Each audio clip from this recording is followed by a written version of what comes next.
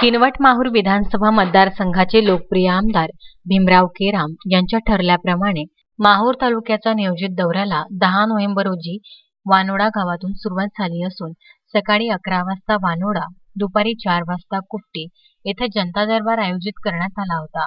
यावेळी तहसीलदार राकेश गिड्डे, आरोग्य अधिकारी आशिष पवार, गटविकास अधिकारी युवराज मेहत्रे, पोलीस निरीक्षक नामदेव रेड्डी, गट शिक्षण अधिकारी व विद्युत वितरण कंपनीचे अधिकारी उपस्थित होते। यावेळी वानोडा ग्रामस्थांसह परिसरातील नागरिकांनी आपल्या तक्रारीच्या माध्यमातून अनेक समस्या व्यथा जनता दरबारात आमदार भीमराव केराम यांच्या समोर मांडल्या असता ग्रामपंचायत, विद्युत वितरण कंपनी संबंधित अनेक प्रकरणे जागेवरच निकाली काढण्यात आल्याने जनतेतून समाधान व्यक्त करण्यात येत असून परिसरातील नागरिकांनी आमदार केराम यांचे आभार मानले। यावेळी किनवट माहूर विधानसभा संयोजक ॲडव्होकेट रमण जायभाये, जिल्हा उपाध्यक्ष सुमित राठोड, तालुका अध्यक्ष ॲडव्होकेट दिनेश येऊतकर, तालुका सरचिटणीस निळकंठ मस्के यांच्यासह कार्यकर्ते पदाधिकारी उपस्थित होते।